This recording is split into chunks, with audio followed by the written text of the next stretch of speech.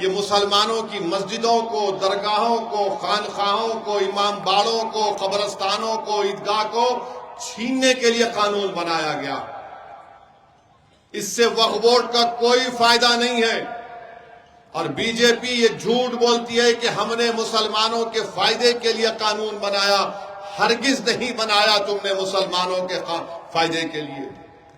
جتنے مسلمانوں کے ذمہ دار آرگنائزیشنز تھے پورے بھارت کے، جو ہماری پارلیمنٹ کی کمیٹی کے سامنے آئے، ان تمام نے اس بل کو ریجیکٹ کیا، مسترد کیا۔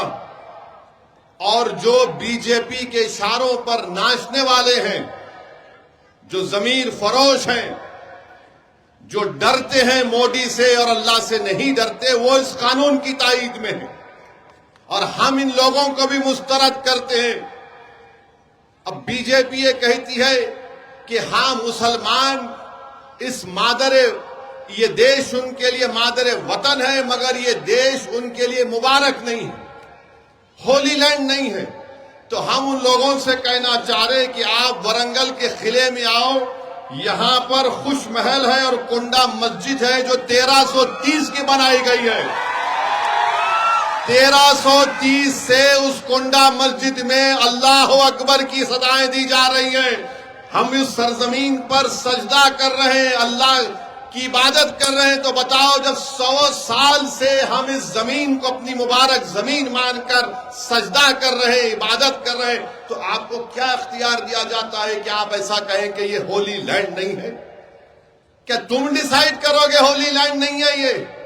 ارے ساورکر کی تھیوری کو ہم ریجیکٹ کرتے ہیں۔ ساورکر جو بھی لکھے وہ تعصب کی بنیاد پر لکھے تھے۔ آر ایس ایس جو کچھ کہتی ہے وہ تعصب کی بنیاد پر کہتی ہے۔ آر ایس ایس کی جو کتابیں ہیں، آر ایس ایس کے سرسنچالک کے جو بیانات ہیں، وہ بھارت کے سنویدھان کے خلاف ہیں اور ہمیشہ رہیں گے۔ مسجدیں ہیں، تاریخ ہے ہماری، اور آپ کہتے ہیں کہ مادر وطن کے ہیں مگر ہولی لینڈ نہیں ہے۔ تو میرے عزیز دوستوں اور بزرگوں، نہ ہم کو جھکنا ہے، نہ ہم کو ڈرنا ہے، بلکہ پرامن طریقے سے ہم کو اپنے اس احتجاج کو جاری رکھنا ہے۔ جب تک قانون واپس نہیں لیا جائے گا، بھارت کے 20 کروڑ مسلمان احتجاج کریں گے، پرامن احتجاج کریں گے۔ جب تک قانون واپس نہیں لیا جائے گا، چاہے ورنگل ہو، چاہے ہندوستان کا کوئی گاؤں اور شہر ہو، وہاں پر مسلمان اپنے ہندو بھائیوں کے ساتھ، دلت بھائیوں کے ساتھ، آدیواسی بھائیوں کے ساتھ، سکھ دھرم کے ماننے والوں کے ساتھ، کسانوں کے ساتھ کھڑے ہو کر اس کالے قانون کے خلاف احتجاج کرے گا۔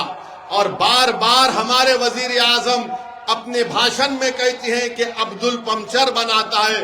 سنو وزیر اعظم، عبدل ضرور پنچر بناتا ہے، عبدل غیور ہے، اور عبدل آپ کے دوست مسٹر مکیش کی طرح ایک یتیم خانے پر اپنا محل تعمیر نہیں کیا جو آپ کے دوست نے ممبئی میں تعمیر کیا تھا۔ عبدل ضرور پنچر بناتا ہے، مگر عبدل کسی کی زمین پر اپنا گھر نہیں بناتا۔ اور پردھان منتری کہتے ہیں کہ عبدل غریب ہے۔ ارے پردھان منتری، غریب تو عبدل کے ساتھ رام بھی ہے۔ اب مکیش تو دولت مند ہے، مگر ہندو بھائی بھی غریب ہے، کیونکہ بھارت کے بینک صرف آپ کے دوست کو لون پہ لون دے جاتے ہیں۔ آپ بتائیے، عبدل پنچر بناتا ہے اور پردھان منتری بولتے غریب ہے۔ آپ کی حکومت نے 11 سال میں بھارت کی اقلیتوں کو جو پری میٹرک اسکالرشپ ملتا تھا، خاص طور سے مسلمانوں کو، اس نے آپ نے ختم کر دیا۔ صرف 9ویں اور 10ویں جماعت سے آپ نے اس کا قانون بنایا، جبکہ دنیا جانتی ہے کہ مسلمانوں میں ڈراپ آؤٹ ریٹ پری پرائمری اور پرائمری لیول پر ہوتا ہے۔ آپ نے مولانا آزاد فیلوشپ ختم کر دی تاکہ کوئی اقلیتی اور خاص طور سے مسلمان بچے ڈی فل اور پی ایچ ڈی نہ کر سکیں۔ آپ نے پوسٹ میٹرک اسکالرشپ میں اضافہ نہیں کیا۔ جو یونٹ کاسٹ کے پیسے ملتے ہیں وہ 2008 سے وہی ہے، اس کو اضافہ نہیں ہوا۔ اور پھر پردھان منتری کہتی ہے بی جے پی کہتی ہے، آر ایس ایس کہتی ہے، نائیڈو کہتی ہے، نتیش کمار، چراغ پاسوان، کمارا سوامی یہ کہتی ہیں کہ ہم نے کہا کہ اس قانون میں پسماندہ مسلمانوں کو بھی حصہ ملنا چاہیے۔ چلیے آپ کی بات کو ہم سن لیے، مانتے تو نہیں، مگر آپ یہ بتاؤ تمہارے پاس ایک مسلمان منسٹر نہیں ہے؟ 240 تمہارے پاس ایم پی ہیں، بی جے پی والوں، تمہارے پاس ایک مسلمان منسٹر نہیں ہے۔ کبھی اپنے گریبان میں جھانک کر تو دیکھو، اور اگر تم یہ کہہ رہے ہو کہ جس کو حق نہیں مل رہا اس کو حصہ ملنا چاہیے، تو پھر تم مسلمانوں کے جو پسماندہ مسلمان ہیں ان کے ریزرویشن کے خلاف کیوں ہو؟ جب تم مودی یہ کہتے ہیں کہ جس کو حصہ نہیں مل رہا ان کو حصہ ملنا چاہیے، تو بھارت کی انٹیلیجنس میں صرف ایک محترمہ آفیسر ہے مسلمان اور کوئی نہیں ہے، ڈالو اس میں۔ کیوں نہیں ڈالتے اس میں؟ آپ بتاؤ کیا پوزیشن ہے؟ آپ نہیں بتا پائیں گے۔ یہ قانون صرف اس لیے لایا گیا تاکہ ہماری جائیدادوں کو چھین لیا جائے۔ لمیٹیشن ایکٹ اپلائی ہوگا تو جو کل تک قابض ہے وہ مالک بن جائے گا۔ اور مودی جی کہتے ہیں، بی جے پی کہتی ہے کہ وقف الاولاد اس وقت تک نہیں ہوگا جب تک کہ اگر کوئی بچی کا حق اس میں نہیں مارا جا رہا ہے۔ ہم پردھان منتری سے یہ اپیل کرنا چاہ رہے ہیں، آپ کو مسلم بیٹیوں سے اتنی ہمدردی اگر پیدا ہو رہی ہے تو پھر وہ بچی کی جو عصمت ریزی کی گئی تھی گجرات میں جب آپ مکھیہ منتری تھے، اس کو بھی اپنے گھر میں بلاؤ، چائے پلاؤ اور بولو بیٹی میں تیرے ساتھ ہوں۔ بلقیس بانو سے محبت نہیں، مگر وقف الاولاد میں بچوں کا حق نہیں مارنا چاہیے۔ یہ کون سا قانون ہے بتائیے آپ؟ ہمارے ہندو بھائی جانتے ہیں کہ ان کے سیلف ایکوائرڈ پراپرٹی میں اگر کسی ہندو بھائی کے 2 بیٹیاں ہیں اور 1 بیٹا ہے، اور ویسے ایک مسلمان کی 2 بیٹیاں 1 بیٹا ہے، تو ہمارے ہندو بھائی کی جو سیلف ایکوائرڈ پراپرٹی ہے وہ ول کے ذریعے اپنے 2 بیٹیوں کو چھوڑ کر اپنے 1 بیٹے کو اپنی پوری جائیداد دے سکتا ہے۔ قانون اس کی اجازت دیتا ہے۔ اور اگر مسلمان کوئی باپ یا ماں اپنے 2 بیٹیوں کو چھوڑ کر 1 بیٹے کو دینا چاہتی ہے تو ہم نہیں دے سکتے، 1/3 سے زیادہ نہیں دے سکتے۔ آپ ول پاور کا اختیار نہیں نکالیں گے۔ اور آپ ہم سے کہہ رہے ہیں کہ اگر تم اللہ کے نام پر جائیداد دے رہے ہو تو بچوں کا حق نہیں مارا جائے گا۔ ارے میں اللہ کو دے رہا ہوں، اللہ کو مالک بنا رہا، تو کہاں بیٹی، کہاں بیٹا، کہاں رشتہ دار، کہاں ماں، کہاں باپ کا حصہ؟ مگر مودی جی بولے نہیں، ایسا نہیں کر سکتے، شریعت اجازت دے رہی ہے، مگر آپ کہہ رہے ہیں کہ نہیں ہو سکتا۔ اور پھر اس میں یہ قانون بنا دیا گیا، وقف ایویکیو پراپرٹی ہے، ہزاروں ایکڑ وقف ایویکیو پراپرٹی اتر پردیش میں، ہریانہ میں، پنجاب میں، اب وہ پوری نکل گئی، اب گورنمنٹ اس کی مالک بن گئی، وقف ایویکیو پراپرٹی نہیں ہے، اب گورنمنٹ کے حق میں آ گئی۔ اب جو گورنمنٹ کے ہاتھ میں آ گئی تو کل گورنمنٹ بولے گی نہیں یہاں پر آپ نماز نہیں پڑھ سکتے، یہ گورنمنٹ کی پراپرٹی ہے۔ اس قانون میں سیکشن 3D بنایا گیا جو پوری پارلیمنٹ میں اتفاق سے اللہ نے مجھے ہی موقع دیا اس کے بارے میں بولنے کے لیے۔ اور کیا ہے قانون؟ وہ قانون یہ ہے کہ اگر کوئی آثار قدیمہ کے تحت پروٹیکٹڈ اور اینشنٹ مانیومنٹ ہے تو وقف نہیں ہوگا، اس کا مالک ASI ہوگا، آثار قدیمہ ہوگا۔ کیسے ہوگا بتائیے آپ؟ آثار قدیمہ پہلے آیا یا پھر یہاں پر ورنگل کی کونڈا مسجد پہلی آئی؟ بتاؤ آپ۔ کونڈا مسجد پہلی آئی تھی نا، مکہ مسجد پہلی آئی، آثار قدیمہ تو انگریزوں کے زمانے بنایا گیا۔ تو مودی جی بولے نہیں، وقف نہیں ہوگا، آثار قدیمہ اس کا مالک ہوگا۔ کیوں کرنا چاہتے ہیں؟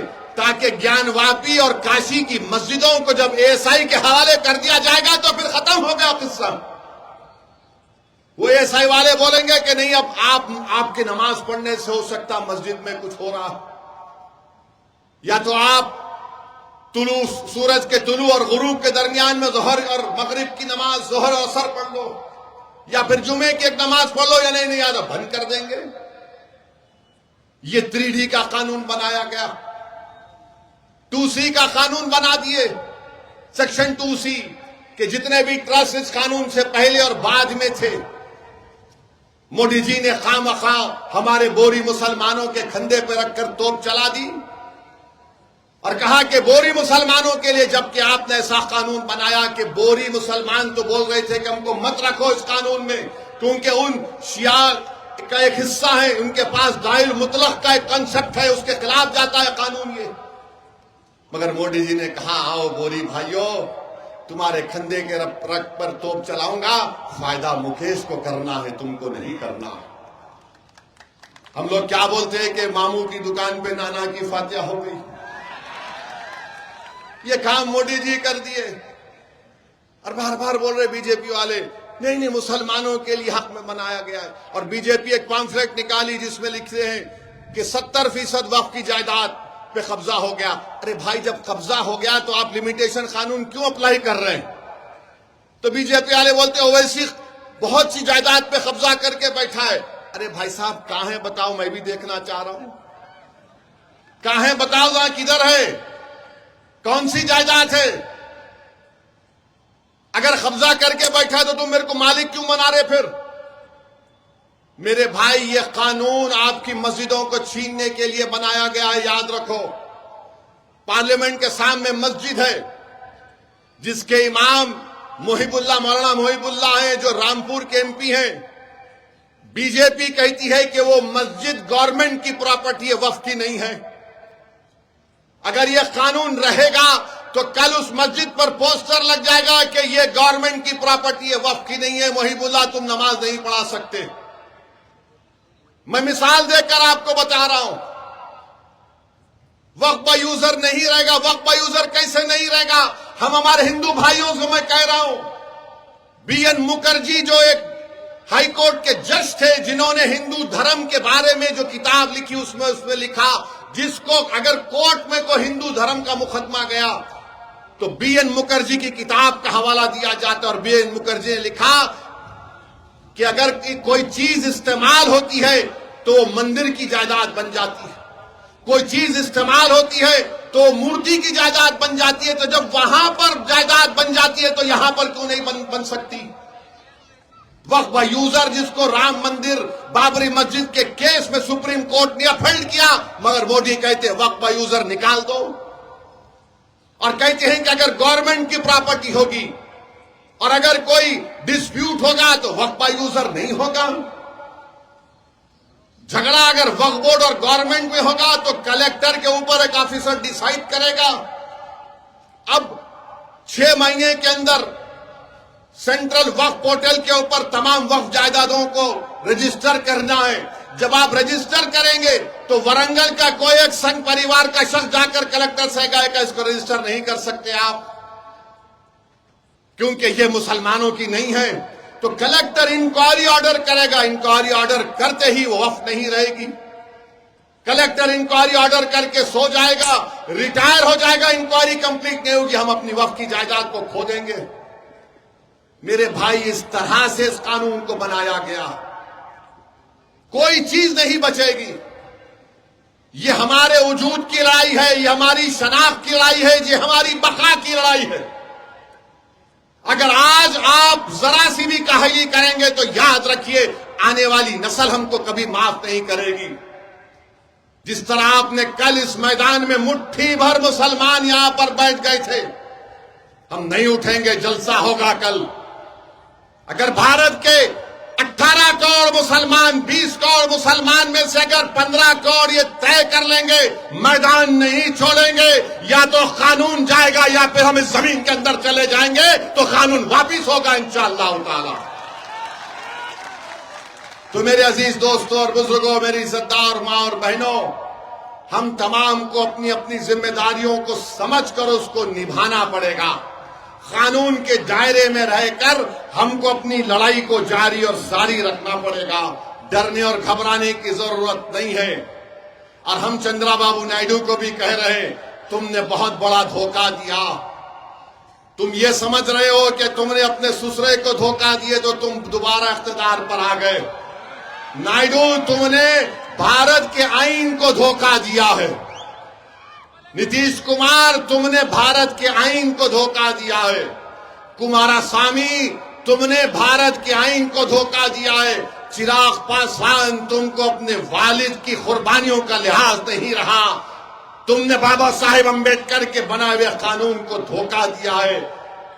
مسلمان نہ صرف بلکہ پورے بھارت کے وہ ذمہ دار لوگ جو اس ملک کے چپے چپے سے محبت کرتے ہیں وہ کبھی ان لوگوں کو معاف نہیں کریں گے انشاءاللہ تعالی.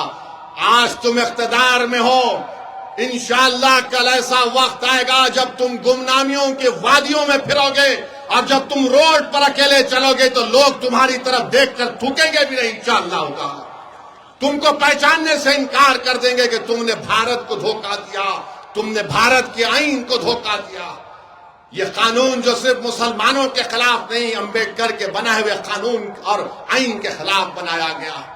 تو میرے عزیز دوستوں اور بزرگوں, ہم اس جلسے سے ہمارے وزیر اعظم کے ایک پیغام یہ بھی دینا چاہتے ہیں. یونیفارم سول کوڈ کی آپ بات کر رہے ہیں.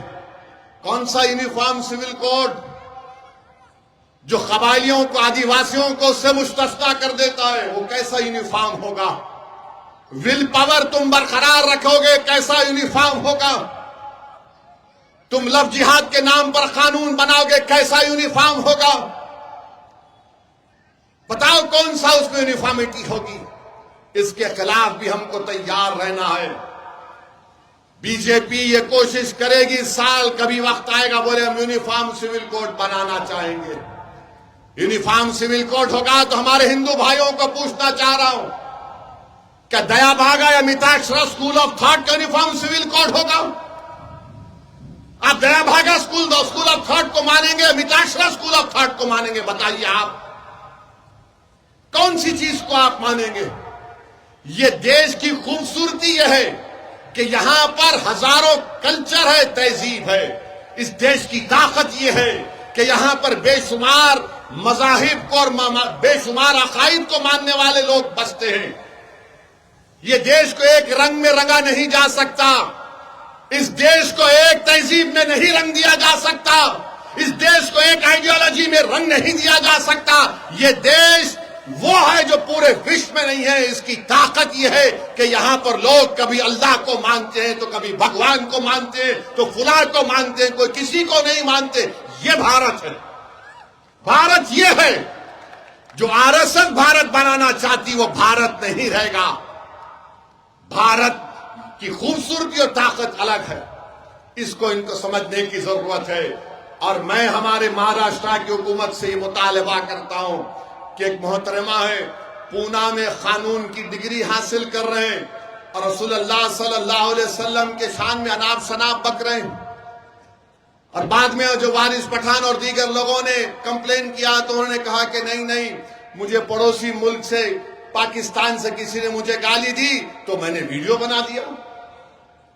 ارے محمد صلی اللہ علیہ وسلم رحمت للعالمین ہے, پورے عالم کے لیے رحمت ہے. اور ہم مہاراشٹر کی حکومت سے مطالبہ کرتے ان پر قانونی کارروائی ہونا چاہیے. BNSS کے تحت گرفتار ہونا چاہیے. یہ ان کی ذمہ داری ہے.